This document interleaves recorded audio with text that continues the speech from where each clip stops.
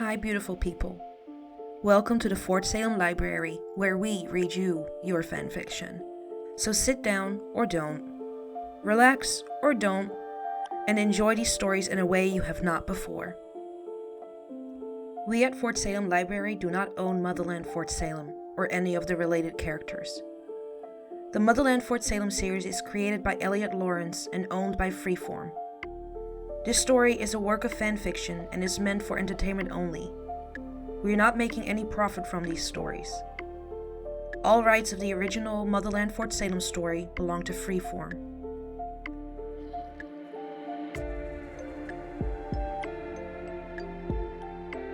We also do not own Bird Undead or any of its original characters and storylines.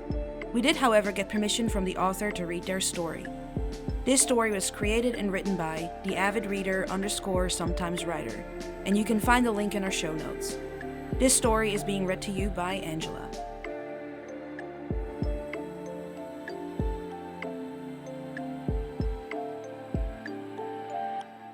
Bird Undead, Chapter 5, Gay's Anatomy. Abs, I need to stop. I can't. Rael pants, coming to a halt in the sand. Abigail pauses too, a few paces ahead, and she thinks they've only been walking for 2 hours, but she's too hot to tell. They're both sweating. The short mercy the river had offered them now seeping out their pores. The sun is still high above them, and while she knows it must be starting to sink, it's taking its sweet-ass time about it. The sunlight is unforgiving, and she's glad she'd made sure to cover the blunt before they'd begun walking. There's no cover at all. Nothing that could hide them from the scorching rays, and the taller girl can feel it's burning her skin. The fixer would be as red as a lobster if she weren't shaded, if it's causing the blaster to worry about getting a sunburn. Come on, caller. If we stop now, we're not going to want to go again, and we need to make it before nightfall. Deserts get as cold as it is hot right now at night. Just a little further, Abigail urges gently, coming back close enough to retake one of Rael's hands in her own again. She tugs them along through the dust and sand again, keeping her eyes locked on the buildings that are becoming clearer and clearer in the distance. Just a little further. How's your chest? The taller girl wonders over her shoulder not long later. Odd question, but my tits are always fine. Thanks for asking. The blonde retorts with a tired playfulness that makes the blaster snort with laughter. Very funny, Shitbird. You know what I meant. How is the belt holding up? It's not shifting around or chafing you. Abigail rolls her eyes at her companion's antics, knowing that she's just trying to keep the mood up to help keep them going. It's starting to bother my shoulder a little bit, but otherwise it's keeping the bandage where it needs to be. Still aches pretty badly when I breathe too hard, Rael finally admits, her exhaustion and pain coming through in her tone, and she sends it to another rough coughing fit almost as soon as she's finished speaking. The force of her coughing shakes her entire body, the jacket coming loose and falling into the sand. They've both stopped walking, and the blonde is bent almost completely over to try to catch her breath, with one hand over where the belt still holds the makeshift bandage in place. Hey, you okay, Ray? The taller girl asks softly, rubbing an open palm on her back with one hand. Oh, fuck, the fixer mutters, shakily finding her way back upright when she's sure she's done coughing. Here, stay still, the blaster instructs, leaning down to pick up her strike jacket again. She shakes out the dust and sand that have tried to cling to it before setting it back in place as an improvised sunshade. You're going soft on me, Bellwether, the smaller girl teases, brushing their shoulders together and reconnecting their hands as they resume walking once more. Never. I wouldn't know anything about being soft. I don't even know what that word means, Abigail banters back, playfully looking anywhere but her companion and smiling at the low chuckle she gets in response. They seem to be making good time, or Abigail hopes they are. The buildings are more clearly military in design, and they can't truly be that far away now.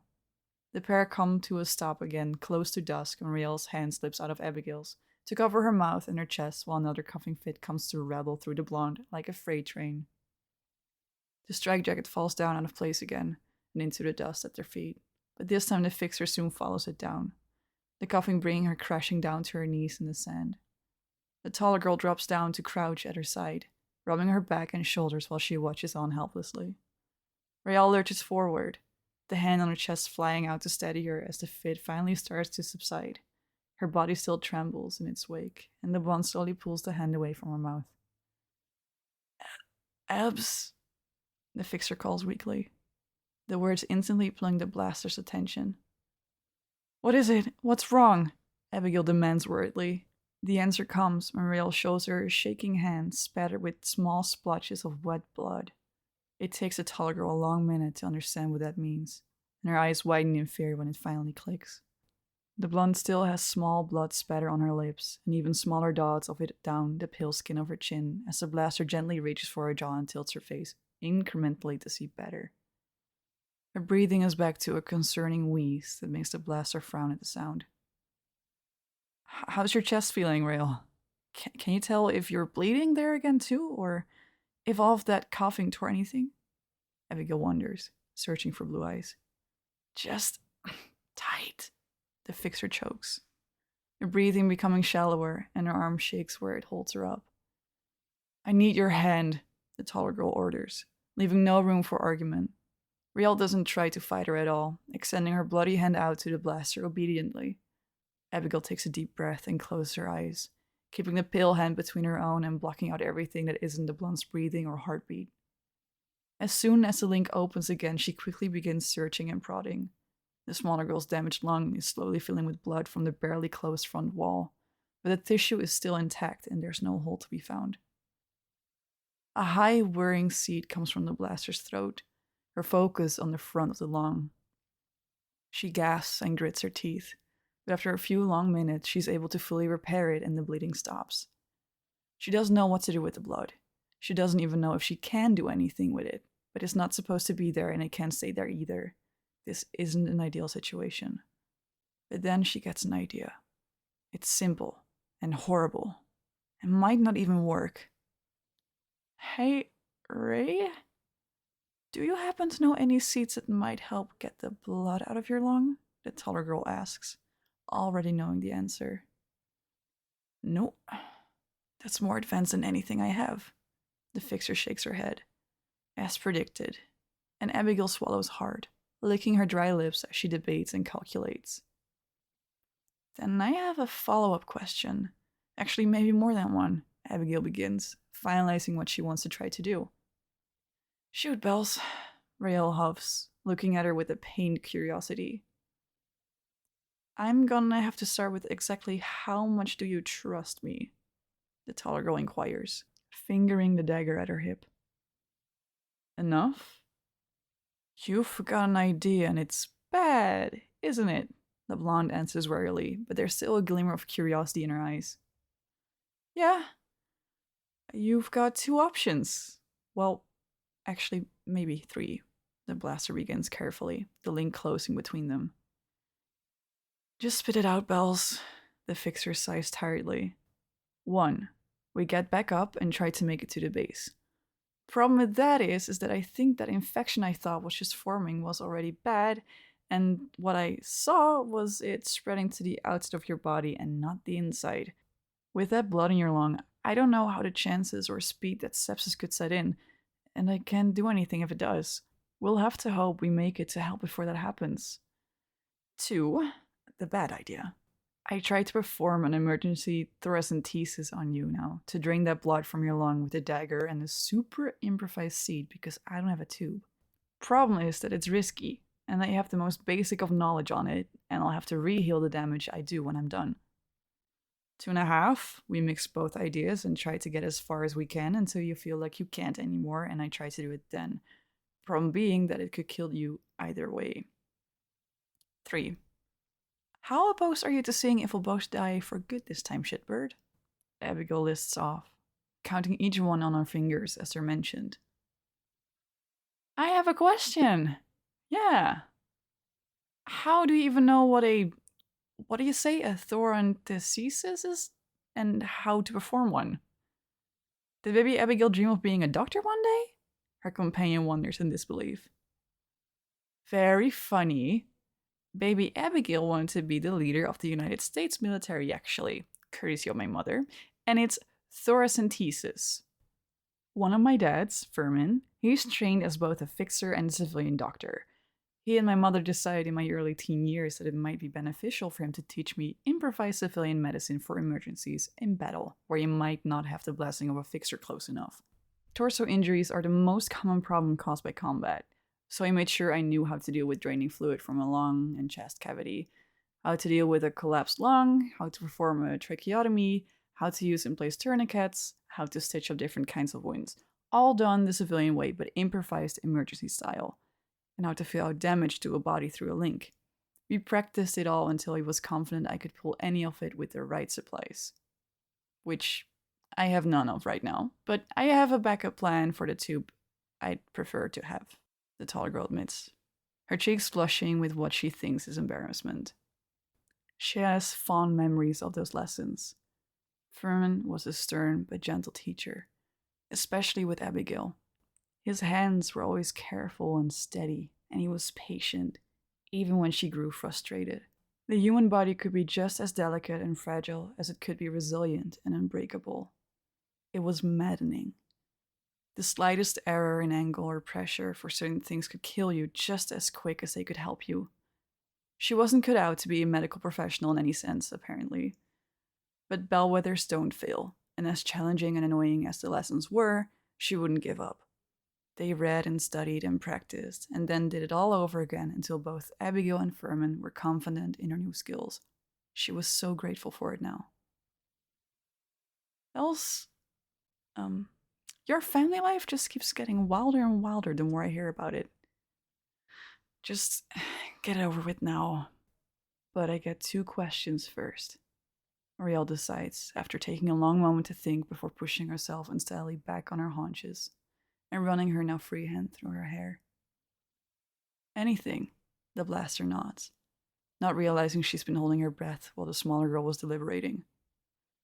Since you're keeping that sword, can I have the dagger?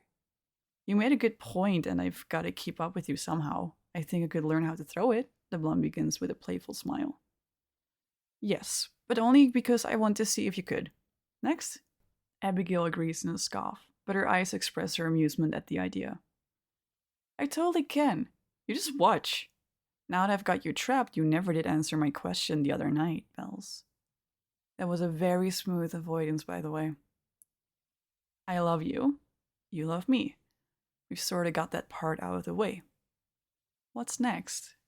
What does that make us? Sister doesn't feel like the right term anymore. We're beyond that, the fixer wonders, and the taller girl feels like she's pinned down beneath those blue eyes. It makes us an us. Whatever term you want that to be labeled under, go for it. I generally just use partner since it's the best description. We're partners. Equals. If you don't die within the next few hours, we'll have much more to talk about. I promise. The blaster sighs before shrugging, her voice growing soft by the end. I'll hold you to that, Bellwether. You can count on it. So, what do I need to do for this thing that you know how to do that hopefully won't kill me? Her companion asks, her posture riddled with uncertainty. I'd expect nothing less, Shitbird. Nothing. Just don't distract me or stop me until I'm done, or this could end very badly. And stay still. Unfortunately, this is probably going to hurt a bit. Abigail replies apologetically. Bring the dagger into her hand. The hooked blade is sharp and looks immaculately clean. The feed in and of itself with how they've been traveling. I've already been stabbed in that lung once by a Camarilla blade. What's one more time, just for shits? Ariel tries to joke, her hands finding the strike jacket and pulling it across her lap to ball her fists in. The taller girl chuckles at that while she moves to situate herself behind her companion. She's not wrong. It's a dark joke. Furman always told me to be sure to warn the recipient of what I'm about to do, that you might feel some pressure, or like you have to cough, but please, for the love of the goddess, don't fucking move, Rael. Your left lung is close to your heart, and I'm being trusted not to break it again, remember? The blaster teases back, feeling the huff of amusement as she rubs the blonde's back to try to get her relaxed a little bit. She settles her open palm across the back of the fixer's neck and focuses to reestablish the link so she can see which 2 ribs are going to be best to put the tip of the dagger between. Between the 5th and 6th is probably going to be the closest I can get without worrying about hitting anything else, she mutters to herself, counting Riel's ribs down from the top and finding the 2 she's looking for with a finger on the hand she holds a knife in. Abigail exhales slowly and lifts the back of the black undershirt up from the bottom hem until she can catch it on 2 of the fingers on her hand that's maintaining the open link. She feels her companion shiver while she recounts her ribs twice more. This time with the metal of the dagger before resting the tip gently against the point she's going to make her entry wound through. Trust me, shitbird. I've got you, the taller girl promises softly, before thrusting the metal smoothly into the place she decided would be the most effective. She doesn't miss a sharp gasp of pain, nor almost full body flinch from the blonde, but she has to focus, and the blaster removes the blade as soon as she's able to confirm through the link that she's hit her target. A warbling seed starts in her throat the instant she pulls the dagger back and becomes a low, almost croak of a vocalization that sounds like it's moving in a circle or cyclone within her throat and mouth. Abigail isn't even sure that this is going to do what she needs to do, and the amount of control she needs to use has her back straightened and tight. She's already starting to sweat, and she's just only begun. She's heavily shrunken and modified what she knew about the cyclone storm seeds, and created a very, very small one to place in lieu of the tube she would have preferred to use to do this. She has to keep it under a tight rein to keep it at the correct size and speed, so the suction it's being used for doesn't cause Riel's lung to hyperinflate or collapse, or allow any air into her chest cavity as a whole. It's crazy, and Abigail is by no means a doctor or a fixer, but it's working. She can hardly believe it. It's working, and a steady stream of blood is draining out into the sand from the end of the tiny spiral of air. The taller witch remembers that this might take between 15 and 20 minutes, and she has to try to keep the seed controlled for that long. Her throat is starting to ache, and it's barely been 5 minutes. After almost 10, the blood is mere droplets, but then nothing else comes out, and she can see through the link that the fixture's lung is clear again. Oh, thank goddess, the blaster sighs when she can finally release the work and catch her breath. How are you holding up, caller? Abigail asks, while she takes a minute to rest her throat. Like I've been stabbed again, but I can breathe better, so I guess your crazy plan worked. Remind me to send your dad flowers or something. Riel replies playfully, but she sounds relieved. Noted. Let me fix this before our wind kicks up and we can keep moving, shitbird. The taller girl agrees, a small proud smile crossing her face as she glances at the small pool of blood in the sand. She did it. Abs, be careful. We're both still pretty fucked up right now, and you used a type of work in a way I've never heard of. I can hear it in your voice. Your vocal cords are tired, the blonde warns, looking over her shoulder to glance at the blaster warily.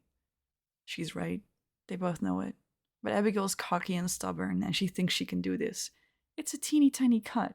How hard can it be compared to what she just accomplished? The taller girl nods and closes her eyes, her higher whir of a seed leaving her as she focuses her work on the wound she's made. The long tissue knits cleanly back together first, and she checks to be sure that all of the damage from the sword is healed too. The front of the lung has a thick bundle of scar tissue, but it's whole again. The link blurs and wavers when her hand slips and almost drops away. She's starting to feel dizzy again. She just has to finish this one tiny part. Her focus moves to the remaining part of her incision, and she feels the burn of a paper cut against her back in the same place as it knits close without a single mark left to suggest it had ever been there to begin with. Abigail hardly feels it when the dagger falls out of her right hand, while her left finally loses purchase and falls with her when she collapses back onto the sand. Her throat truly hurts now, and everything falls black around her.